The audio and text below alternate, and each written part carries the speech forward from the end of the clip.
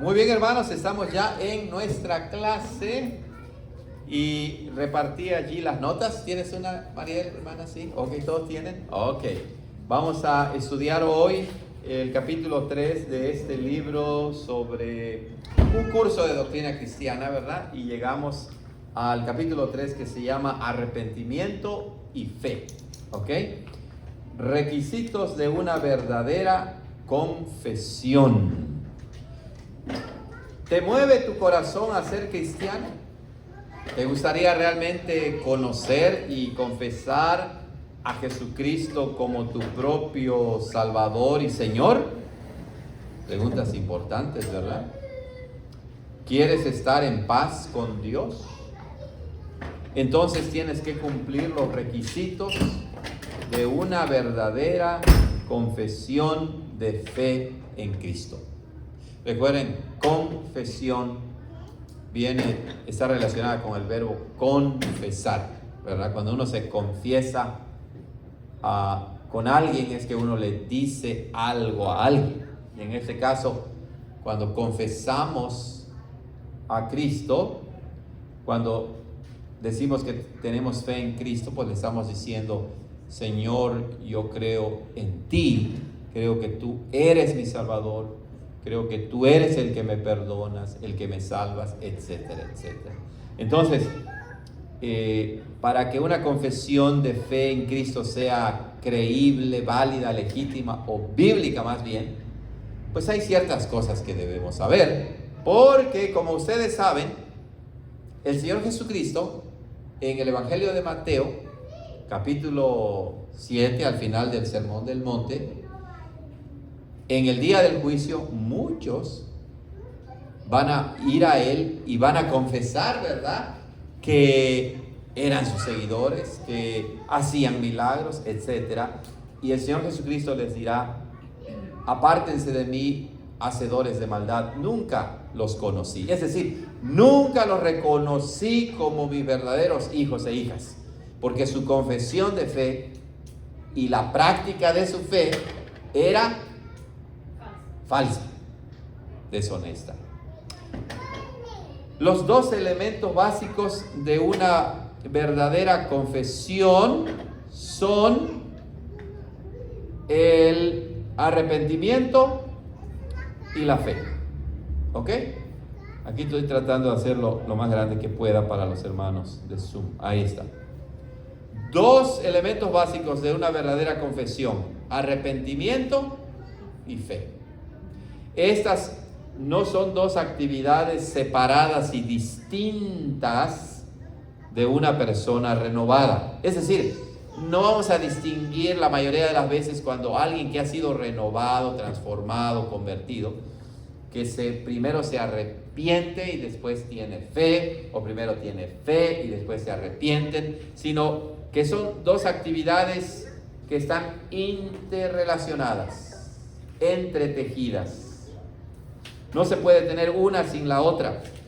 Si realmente te arrepientes de tus pecados, pues te volverás con fe a Cristo. Y si realmente tienes fe en Cristo, no puedes evitar arrepentirte de tus pecados. ¿Ya vieron? Son como los dos lados de una moneda. ¿Ok? Arrepentimiento y fe. Fe, arrepentimiento. Siempre van juntos. Y como aprenderemos después, hay un arrepentimiento fundamental, salvífico, por así decirlo. Es el primer arrepentimiento en que confesamos nuestros pecados y somos salvos. Pero el cristiano se sigue arrepintiendo de sus pecados que sigue cometiendo.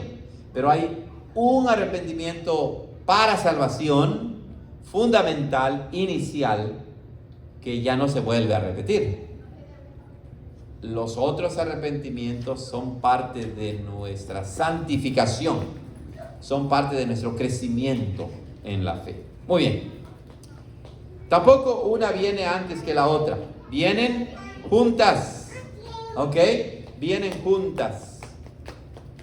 Pero el arrepentimiento debe ser considerado primero Pues porque es la base para entender el énfasis de la Biblia en la necesidad e importancia de la fe. ¿Recuerdan cómo llegó predicando el Señor Jesús y Juan el Bautista? Bueno, ahorita lo vamos a estudiar, ¿verdad? Empecemos pues con el arrepentimiento. El arrepentimiento era el mensaje de los profetas del Antiguo Testamento y el mensaje de Juan el Bautista. Bueno, yo acabo de leer el profeta Daniel y empecé a leer el profeta Oseas, y los profetas constantemente están llamando al pueblo de Israel a arrepentirse, porque el pueblo de Israel es un pueblo rebelde, un pueblo desobediente. Juan predicó el arrepentimiento para preparar el camino para la venida de Cristo. Jesús mismo le dio tanta importancia al arrepentimiento que lo enfatizó en su primer sermón registrado. En el primer sermón que Jesucristo predicó, la Biblia dice que dijo exactamente lo mismo que Juan el Bautista. El reino de Dios se ha acercado, arrepentíos y creed en el Evangelio. ¿Ya vieron? Arrepentimiento y creer, arrepentimiento y fe. Dijo claramente en Lucas 5:32, no he venido a llamar a justos, sino a pecadores al arrepentimiento. Muy claro. Y luego ahí mismo en Lucas 13, es una obligación. El Señor Jesús dice, si no os arrepentís, todos pereceréis. Ahora, muchos se arrepentían en esa época, pero no era un arrepentimiento bíblico, salvífico. Jesús le está hablando incluso al pueblo de Dios, ¿verdad? Y muchos de ellos daban por sentado, bueno, como somos del pueblo de Israel, pues automáticamente ya somos salvos. Y viene Jesús y les dice, si no se arrepienten, todos perecerán, todos serán condenados, castigados, destruidos en el infierno. Entonces, el arrepentimiento como la fe, pero en este caso el arrepentimiento es un elemento indispensable del verdadero creyente. ¿Qué es entonces el verdadero arrepentimiento, hermanos? Bueno, aquí tenemos una definición larga, pero muy interesante del Catecismo Menor de Westminster, que dice, el arrepentimiento para la vida eterna, ¿verdad? Es una gracia salvadora, es decir, es un regalo que Dios nos da para ser salvos. Y por medio de esta gracia, este regalo, un pecador llega a tener un verdadero sentido de su pecado. O sea, llega a entender que su pecado lo condena, que su pecado ofende a los demás, lo daña a sí mismo, pero principalmente llega a entender que su pecado ofende en primer lugar ¿a quién? A Dios. Pero también el arrepentimiento verdadero implica que el pecador llega a tener una verdadera comprensión de la misericordia de Dios en Cristo. Claro, por un lado llega a tener un verdadero sentido, entendimiento de su pecado, cuán grave es. Pero si te detienes allí, no hay verdadero arrepentimiento, porque te vas a arrepentir de qué y para qué, ¿verdad? Bueno, te arrepientes de tu maldad porque sabes que hay un Dios misericordioso que envió a su Hijo Jesucristo para perdonarte. Y entonces, cuando comprende la misericordia de Dios, dice, con dolor y odio de su pecado, claro, le duele que ha pecado y ahora también odia su pecado, pero no basta con eso, sino que va a Dios. De su pecado arrepentido, acude a Dios con pleno propósito y esfuerzo para una nueva obediencia. ¿Ya vieron? Entonces, se pueden dar cuenta que básicamente el arrepentimiento es odiar el pecado y recurrir a Cristo, al Hijo de Dios, para el perdón de nuestros pecados. Y además incluye un cambio, una nueva obediencia. Vamos a ir desglosando esto poco a poco, ¿ok? La palabra principal para arrepentimiento en el Nuevo Testamento significa un cambio de corazón o de mente. Eso es lo que significa. El arrepentimiento es un cambio de corazón o de mente. Recuerden que en la Escritura la palabra corazón es una palabra muy interesante, muy profunda, que abarca la centralidad y la esencia de la vida del hombre, y a veces la palabra corazón incluye también la idea de mente o pensamiento en la Escritura. Por eso es que decimos que arrepentimiento en el Nuevo Testamento significa un cambio de corazón o de mente. El apóstol Pablo dice en Romanos, ¿lo recuerdan? Romanos 12, que debemos renovar nuestro entendimiento. El arrepentimiento es un cambio de corazón concedido por Dios. En otras palabras, el verdadero arrepentimiento no es algo que produce el ser humano. El ser humano sí se arrepiente, pero ese arrepentimiento es un don, es un regalo de Dios. Dios le da la capacidad de arrepentirse. Dios es soberano siempre, pero al mismo tiempo la Biblia nos llama a arrepentirnos y a dejar el pecado. Entonces, ese arrepentimiento incluye varios aspectos. ¿Algunas preguntas aquí, hermanos? Hermanas, ¿alguna pregunta? ¿Está todo claro? ¿Sí? Bueno, vamos a ver los aspectos de este arrepentimiento.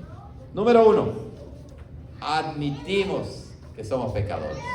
Obviamente, un verdadero arrepentimiento no puede existir si no admites que eres pecador.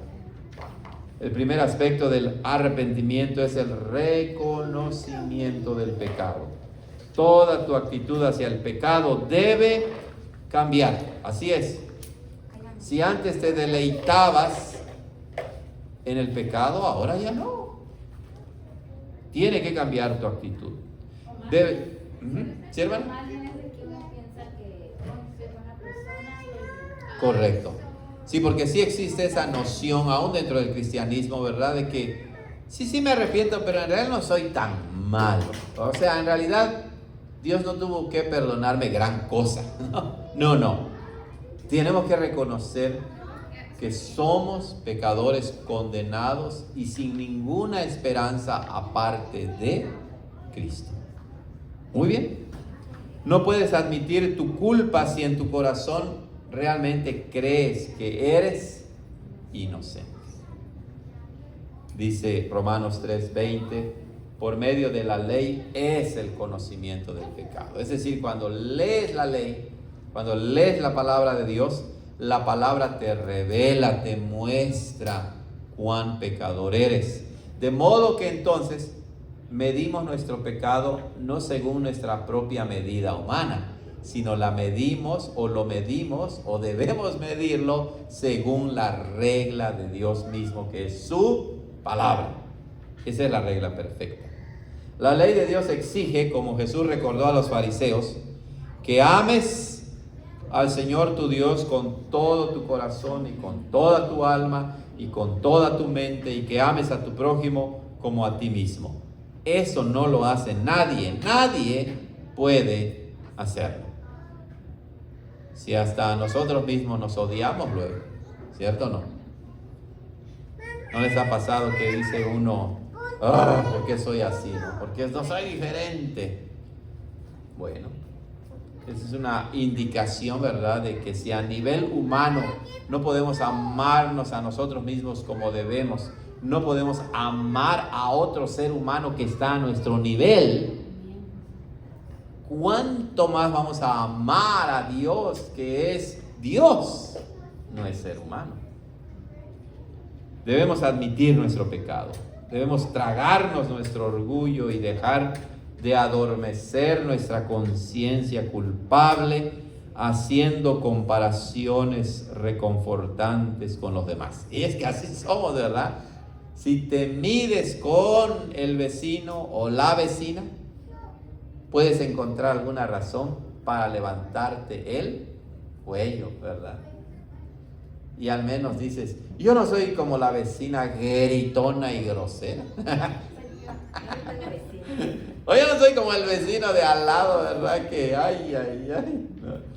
Entonces, nuestra tendencia en cuanto al pecado es compararnos con otras cosas terrenales, temporales y humanas, porque lo que queremos encontrar es un espacio que nos permita decir, no soy tan malo en realidad. Cuando David dijo, reconozco mis rebeliones, así es en el Salmo 51 que él escribió, ¿verdad? El Salmo de penitencia o de arrepentimiento. Reconozco mis rebeliones. Esa palabra es muy importante. Realmente reconoces tu pecado. Noten que a veces sí nos damos cuenta de nuestro pecado, pero otra cosa es reconocerlos y decir, realmente eso que hago ofende a mi esposa, a mi esposo, a mis hijos, a mis prójimos, pero principalmente a Dios. Y uno puede reconocer intelectual, racionalmente, incluso emocionalmente y decir, sí lo reconozco, no, pero en la Biblia el reconocimiento del pecado es mucho más que eso.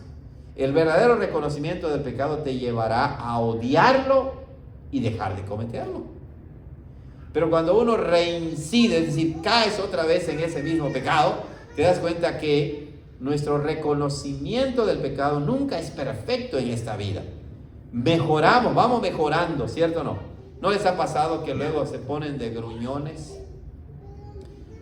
y hacen la vida imposible a ustedes mismos y a los demás y luego caen en la cuenta y uno se arrepiente, uno se siente mal, ¿cierto? Uno se siente mal y dice, no está bien que yo me porte así. Y sí, empezamos a mejorar un poco, pero vuelve a reincidir, ¿verdad? Caemos otra vez en el mismo pecado. Entonces, el reconocimiento bíblico del pecado no es solo intelectual, ¿verdad? Sino es de corazón. Y una forma para reconocer nuestro pecado realmente es que si antes eras de esta o de otra manera, caíste y le pides perdón a Dios, la próxima vez que sientas que vas a caer, pídele a Dios que te ayude, ¿verdad? ¿Han visto la película esta, no? De los Avengers, que el Hulk, el verde ese, ¿verdad? Qué terrible mensaje, ¿cierto? ¿No? Que ese hombre se transforma cuando se enoja. Tremendo, ¿verdad? Eso. Se enoja. Bueno, no. Cuando sientas que te vas a poner verde, ¿verdad? Frena. Y dice, Señor, ayúdame. No quiero enojarme. Cuando clames con el corazón y la conciencia remordidos, Dios, sé propicio a mi pecador. Es decir, ten misericordia de mí, apiádate de mí, estarás en el camino del verdadero arrepentimiento. ¿Se acuerdan del publicano? Fue lo que dijo, ¿verdad? En cambio, el fariseo, ¿se acuerdan? Esa es la parábola, a eso está haciendo referencia en Lucas 18. El fariseo va y dice que oraba y decía, Señor, mira, yo no soy como este que tengo al lado. Yo sí doy mi diezmo, yo sí voy a la iglesia, yo sí hago esto y lo otro. Y cuando le toca al publicano, dice que ni siquiera podía levantar el rostro al cielo, es decir, clamar a Dios, ¿no? Sino que se golpeaba el pecho y decía, ten misericordia de mí. Si el publicano llegó a comprender su maldad, su iniquidad. Y así debemos de ser también nosotros. ¿Ok? Muy bien, pero solo cuando clamemos por misericordia a Dios, estamos en el camino del verdadero arrepentimiento. Ya estamos en el camino, pero solo en el camino. El arrepentimiento implica más. ¿Ok? El arrepentimiento implica más. Sí, ok. Admito, soy pecador. Pero ¿qué quiere decir eso que que lo admites. ¿Qué más implica? Bueno, ese es el segundo elemento. Dolor por el pecado. Dolor por el pecado. Pesar por el pecado. Otro aspecto del arrepentimiento es el dolor por el pecado. Segunda de Corintios 7:10 dice, la tristeza que es según Dios, es decir, la tristeza que Dios produce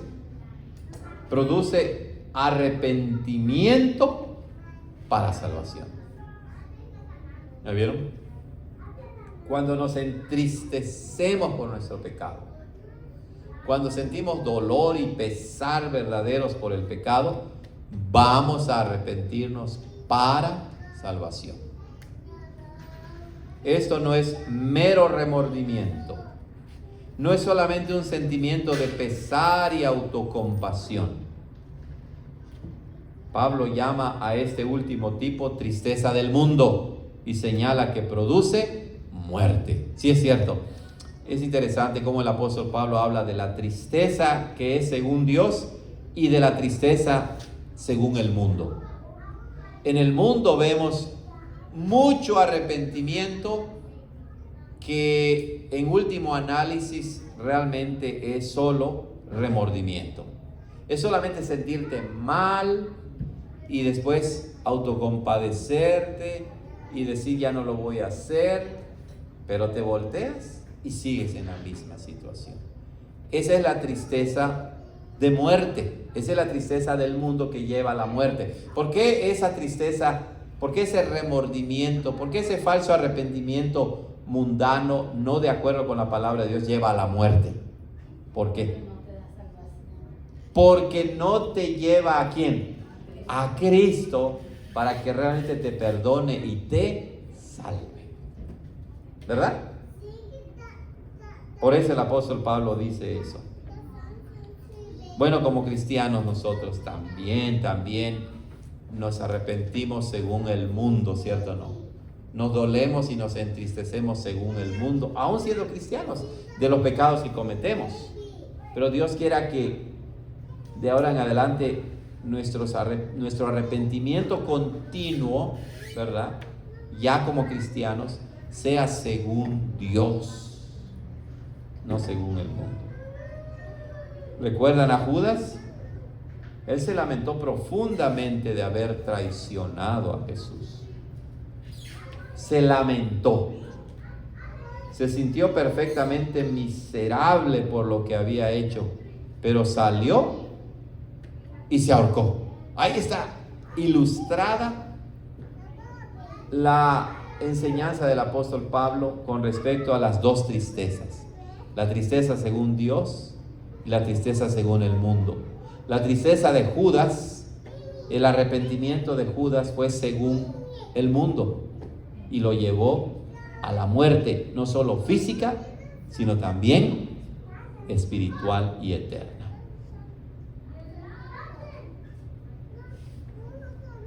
Aunque se sintió embargado por el remordimiento al darse cuenta de que había entregado sangre inocente, como él mismo dijo, toda su tristeza se centró en sí mismo. No se arrepintió de verdad, porque si lo hubiera hecho, hubiera buscado inmediatamente el perdón del Salvador. Eso es bien importante, hermanos, porque cuando nosotros a veces nos enojamos, cometemos pecado, y cuando te señalan tu pecado y te ofendes, es porque estás centrado en ti mismo. O la autocompasión. Hay gente que pecamos, ¿verdad? Hacemos cosas malas y luego queremos que los demás se autocompadezcan de nosotros. Es que no sabía lo que hacía. Es que no sabía lo que estaba diciendo. Es que está jovencito, está viejo, porque esta gente puede ser otro pretexto, está viejo. Y entonces nos autocompadecemos y autojustificamos. Esa es la tristeza según el mundo que te lleva a la muerte. El arrepentimiento de Judas era simplemente el remordimiento de cualquier persona ordinaria que de repente comprende el horror de lo que ha hecho. Se lamenta, sí, realmente. se lamenta por haber sido sorprendido y se lamenta por las consecuencias, pero eso es todo. Eso es todo. ¿No? Eso es todo. Hasta ahí llega nada más. El verdadero pesar, la verdadera tristeza, el verdadero dolor, el verdadero arrepentimiento está centrado en Dios. Es un dolor que nace del amor a Dios. El que verdaderamente se aflige por su pecado comprende que ha pecado contra Dios y se aflige por él. Así lo dijo el rey David, ¿verdad? En el Salmo 51. Él cometió adulterio con Betsabé, la esposa de Urías. Mandó a matar a Urías, ¿verdad? En la guerra. ¿Y ustedes creen que solo murió Urías? No, ¿verdad? Seguramente murieron más soldados, porque cuando Joab me envió el mensajero al rey David, dijo que al querer atacar la ciudad amurallada, algunos se acercaron mucho y murieron, y entre ellos murió Urías. Ahí es el pecado terrible de David. Además faltó a su oficio como rey. Y entonces, cuando él se dio cuenta de su pecado, esto se escribió el Salmo 51, y él dice allí: contra ti solo he pecado. Esa expresión no significa que exclusivamente había pecado en contra de Dios, como si no hubiera pecado contra Urías y los demás.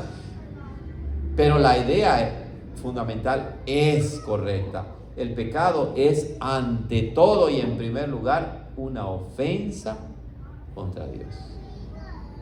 Si no lo vemos de esa manera, hermanos, no importa cuán arrepentido digas que estés, y aunque jures que ya no lo vas a volver a hacer, al siguiente día o la siguiente semana o al siguiente mes lo vuelves a hacer, ¿verdad?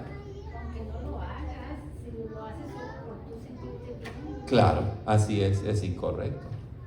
Entonces, pero cuando comprendemos que nos rebelamos contra Dios y ofendemos a Dios, entonces vamos a comprender lo que es el verdadero arrepentimiento. Una chica sale a una cita. Su madre le dice que esté en casa antes de medianoche y no llega a casa hasta las 2 de la mañana. La madre la recibe con cara de angustia y enfado. Y yo le agregaría: y con la correa en la mano, ¿verdad?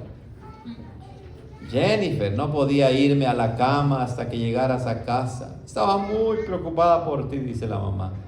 Pensaba que te había pasado algo terrible porque llegaste muy tarde. Me duele que me hayas desobedecido. ¿Por qué lo hiciste? Como Jennifer quiere a su madre, empieza a comprender lo desconsiderada, egoísta y desobediente que ha sido. Claro, estamos presuponiendo que Jennifer es una buena chica que se arrepiente.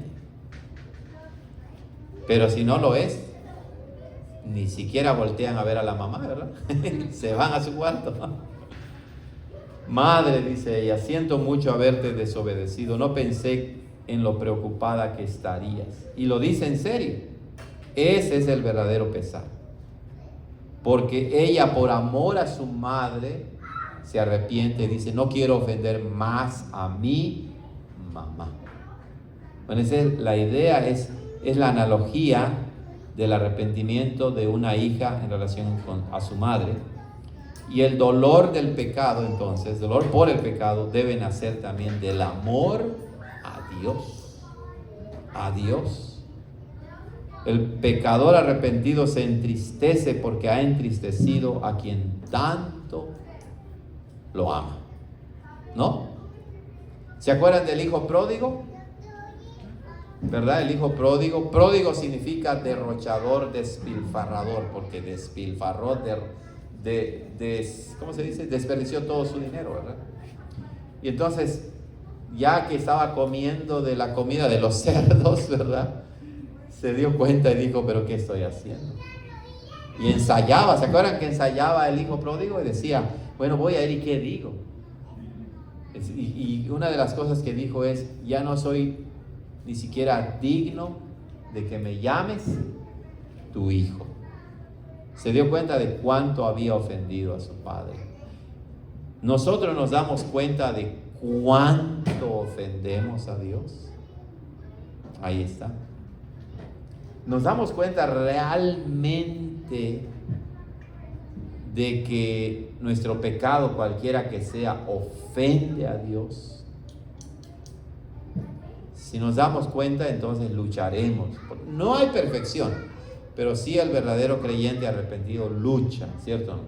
El verdadero hijo de Dios, hija de Dios, peca, pero se arrepiente de verdad, lucha y pide perdón y sigue adelante, sigue adelante. Hermano, una Sí. pregunta. ¿Es correcto pedir, así como estaba dando ejemplos de que uno vuelve a caer en el pecado? Uno se da cuenta que debemos pedir a Dios que nos dé el arrepentimiento. Entonces, un arrepentimiento verdadero. Entonces, eso nos va a hacer que nos alejemos de él. Si no, lo vamos a seguir practicando. Claro. Sí, por eso decíamos que hay que distinguir entre el arrepentimiento para salvación, el arrepentimiento, el primer arrepentimiento, por así decirlo, el arrepentimiento inicial en el que alguien ya es regenerado y entonces es convertido a la fe, ¿verdad? Pero ya en la fe, ya en la salvación, pues no alcanzamos un estado de perfección. Seguimos siendo imperfectos, seguimos siendo hijos desobedientes y ya salvos, seguimos cometiendo pecados.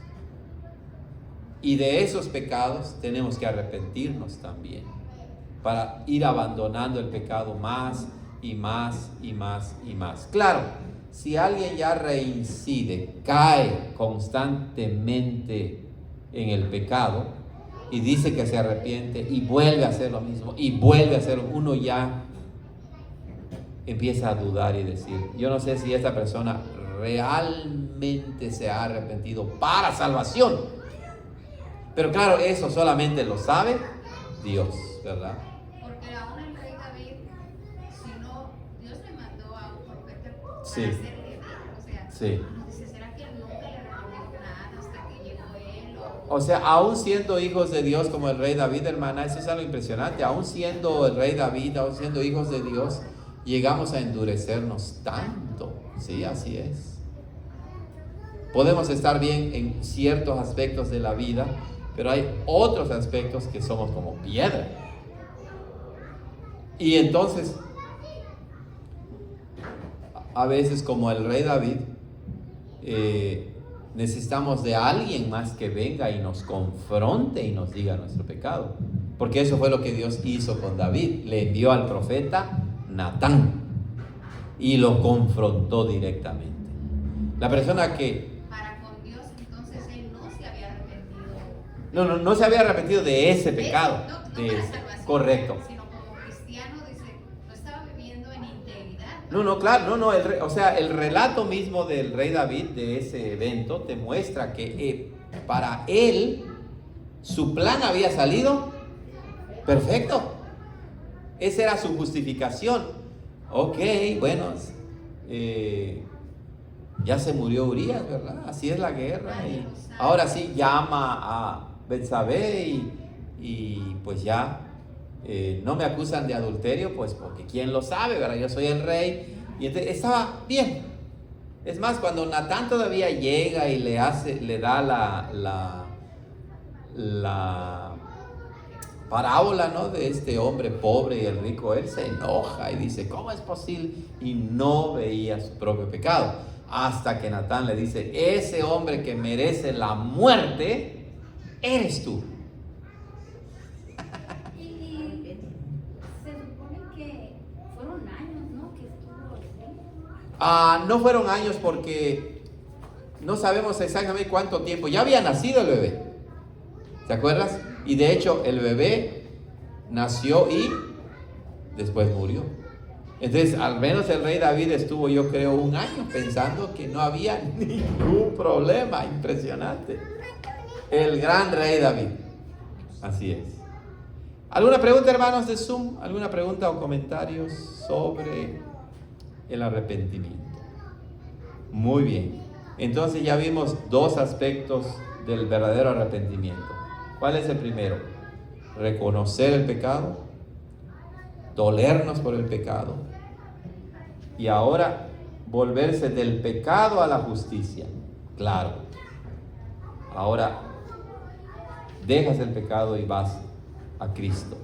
Pero el verdadero arrepentimiento requiere algo más que admitir nuestro pecado y lamentar que aflija a Dios. Porque podemos llegar hasta allá, pero no hemos llegado a la meta, por así decirlo. Lo más importante es abandonarlo. Una de las palabras usadas en las Escrituras para arrepentimiento significa volverse de. O sea,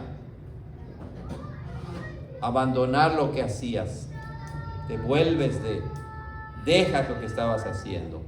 Arrepentirse del pecado es volverse del pecado hacia Dios con el deseo de obedecerle. Ahí está. Esa es la marca de un verdadero creyente, una de las marcas, que tienes un deseo de realmente obedecer a Dios. A veces hay problemas en la iglesia, ¿verdad? Hablas con diferentes personas y familias, y cuando alguien está en pecado puedes ver inmediatamente cómo se ofenden, crean problemas o quieren justificar todo. Pero cuando hay un verdadero deseo de obedecer, tú puedes ver la diferencia. Y el pecador se doblega y pide perdón y dice, no, o sea, quiero realmente enmendar mi vida, corregir mi vida. Arrepentirse significa lamentarse lo suficientemente como para dejarlo. Odiaremos y abandonaremos el pecado porque desagrada a Dios. No seguiremos tratando de disfrutar de nuestros pecados favoritos. Así es. Increíble, pero sí sucede, hermanos. Estamos cometiendo el pecado una y otra vez, una y otra vez. Puede ser espantoso, pero nosotros nos gozamos en ese pecado. Pues otra vez el rey David es un buen ejemplo, ¿verdad? Como dijo la hermana, haciendo cálculo, pues al menos 1 año estuvo así David. Todo el embarazo de Betsabé, nació el bebé, no sabemos cuántos años tenía o meses tenía, no lo sabemos, pero pasó al menos creo 1 año, y David pensaba que todo estaba bien, todo estaba bien. Bueno, Hay una diferencia que se debe hacer, ¿no? De remordimiento es cuando sabes o estás experimentando, las consecuencias del correcto, pecado. sí. Al arrepentimiento es como, no te preocupas ni siquiera de las consecuencias, sino de que estás Claro. disfrutando. O sea, el arrepentimiento según Dios, ¿verdad? Y el arrepentimiento según el mundo. En el arrepentimiento según el mundo, como dijimos, predomina el puro remordimiento, el puro pesar, y se centra en ti. Porque vas a Si dices, ay, me siento mal, no es que el cristiano no lo diga, pero la actitud es distinta. Pero el no cristiano dice, me siento mal. Me siento mal por mí, me siento mal por ti, y hasta ahí llega. Y no es que eso sea malo, es correcto, ¿verdad? Gracias a Dios que ese tipo de arrepentimiento no cristiano al menos existe en el mundo, y entonces esposo y esposa se pueden pedir perdón, ¿verdad? Padres e hijos se pueden disculpar y enmendar su relación, pero nunca retornan, nunca van a Dios, nunca acuden a Dios. O sea, no hay un arrepentimiento bíblico realmente que implique que reconocen que son pecadores y que no basta con pedirse perdón entre unos y otros, sino en primer lugar debe ser perdón a Dios. Pero claro, también aún en el mundo no cristiano, uno puede ver cuando es meramente ese remordimiento egoísta, ¿verdad? Completamente egoísta, centrado en la persona misma, que pues sí se siente mal y se agacha la cabeza y dice, ay, sí me sentí mal, y y ya, ¿no? Ya pasó. Pero si pasa algo que enciende la chispa, pues se enciende otra vez y reincide en lo mismo. Muy bien, hermanos, entonces arrepentirse significa lamentarse lo suficientemente como para dejarlo. Odiaremos y abandonaremos el pecado porque desagrada a Dios. No seguiremos tratando de disfrutar de nuestros pecados favoritos. Únicamente una ruptura total y completa con el pecado será suficiente. Toda la dirección de nuestras vidas se invertirá, cambiará y exigirá un giro completo. Cuando Saulo se convirtió en el camino a Damasco, sus primeras palabras fueron: ¿qué haré, Señor? ¿Qué quieres que yo haga? ¿Se acuerdan? ¿Qué quieres que yo haga? A partir de entonces no fue ¿qué quiero yo, Saulo? Sino ¿qué quiere el Señor? Nuestra oración diaria será: no se haga mi voluntad, sino la tuya. Ahí está. Estos principios son sumamente importantes. Cuando estás enojado, enojada, piensa: estoy ofendiendo en primer lugar a Dios. A Dios. ¿Verdad? Segundo lugar, ya no te centres en ti. Señor, dime qué debo hacer. Y la mayoría de las veces es que de verdad sí sabemos qué hacer, pero no lo queremos hacer. No lo queremos hacer. Bueno, hasta ahí. Y vamos a continuar para terminar con el fruto del arrepentimiento. ¿Cuál es el fruto? Entonces, hasta ahora hay varios elementos, ¿verdad?, del verdadero arrepentimiento. El primero fue reconocer el pecado. Segundo, odiar el pecado. Tercero, abandonarlo. Y cuarto, vamos al fruto del arrepentimiento. Cuando nos arrepentimos de verdad, tenemos un cambio completo de corazón. Ahora odiamos el pecado que Dios odia y amamos lo que Él ama. Un resultado de ese cambio de corazón son los frutos dignos de arrepentimiento. Nuestra vida comienza a mostrar el cambio en nuestro corazón. De ese cambio nace el esfuerzo por obedecer al Dios al que hemos regresado. Y hermanos, cuando estudiamos el arrepentimiento de esta manera, nos percatamos que mucho del cristianismo que existe actualmente no tienen ese concepto, ¿verdad? O sea, no se percatan de ello, y entonces por eso es que en muchas personas el evangelio es algo bien superficial. No hay realmente un cambio en su vida. En su casa viven como vivían antes de que se llamaran cristianos. Pensemos incluso en nosotros mismos. Pues somos seres humanos y en muchas cosas pues nos parecemos a los que no son cristianos, porque somos seres humanos, ¿verdad? Pero sí debe haber una diferencia entre los que son cristianos y los que no son cristianos. Entonces piensa en ti mismo. Vamos a poner un ejemplo, los teléfonos, por ejemplo, los teléfonos, ¿no? ¿Cómo un cristiano debe usar su teléfono? Una buena pregunta, ¿verdad? Sí, ¿verdad? A veces uno llega a pensar, ni deberíamos usarlo, ¿verdad? O sea, debe usarse en casos de necesidad para empezar, ¿verdad? Creo que eso es correcto, en casos de necesidad. De manera responsable. Como cristiano, no vas a ver ni estar oyendo cosas que van en contra de la voluntad de Dios, que no contribuyen a tu edificación y a tu santificación. Pero realmente somos diferentes a los que no son cristianos en el uso del teléfono. Una buena pregunta. En el uso de la tele. Y así podemos engrandecer la lista, ¿verdad?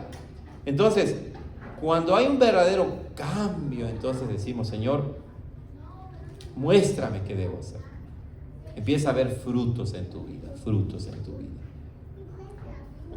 Pero a veces también eso te lleva a ver muy superficialmente, por fuera.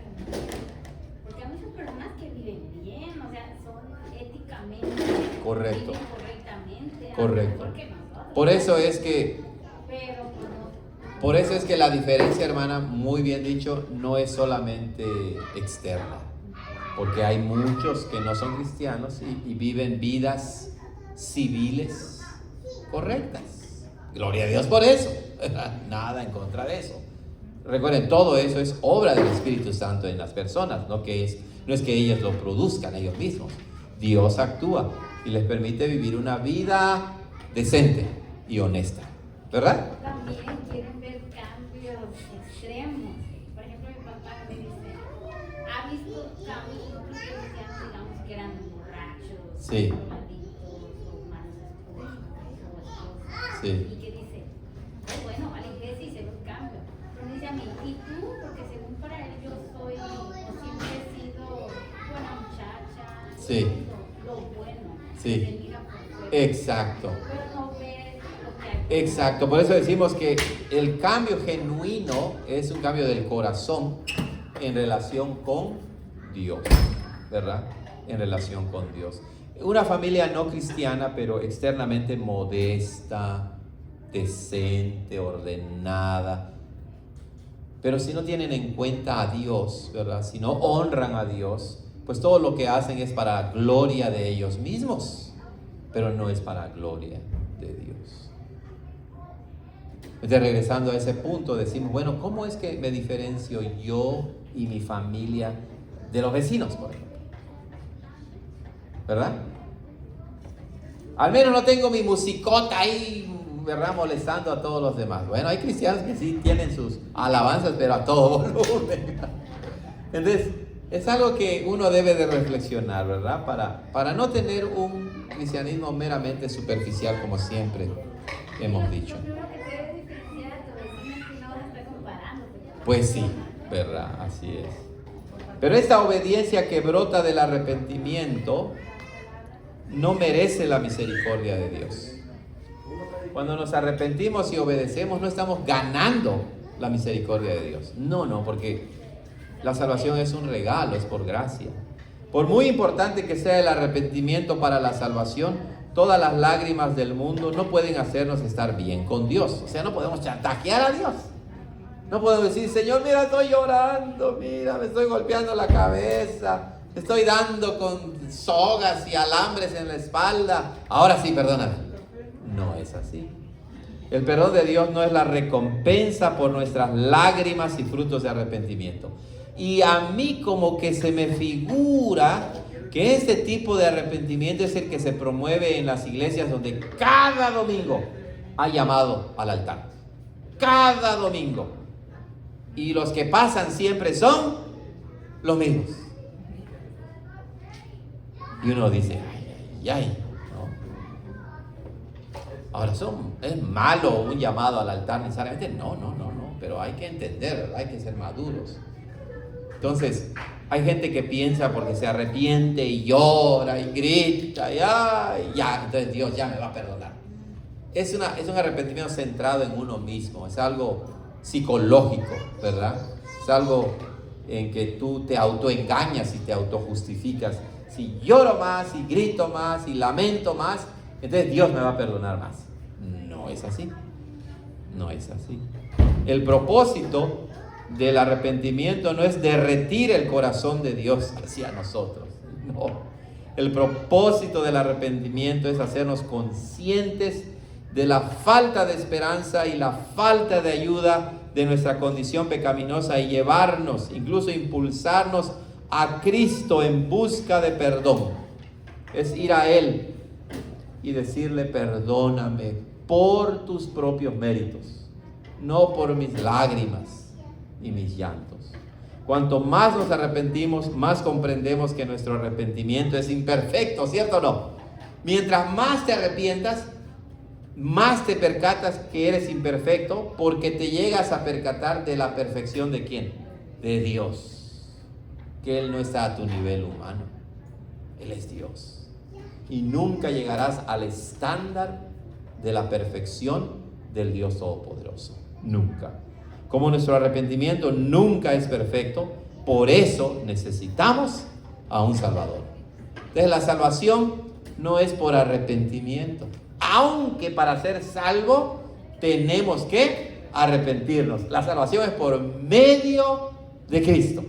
Y aquí es lo que nos dice. Así es. Que el arrepentimiento nos lleva a ver que necesitamos. Así es. Entonces, estas distinciones son muy, muy importantes. De otro modo, como hemos dicho, siempre vamos a vivir un cristianismo emocional, psicológico, sugestionado, de querer chantajear a Dios o de decir, porque me arrepentí, lloré, entonces ya. No, no es así.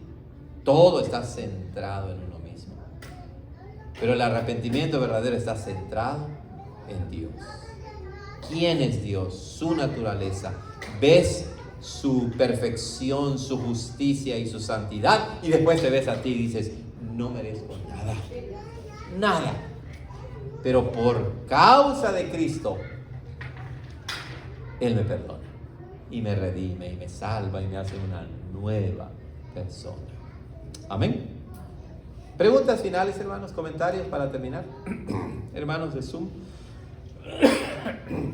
¿Alguna pregunta, comentario? Sí, hermana Silvia. Yo tengo no sé, no me acuerdo el texto, pero en Hebreos donde dice que fue librado a causa de su temor reverente, no recuerdo exactamente.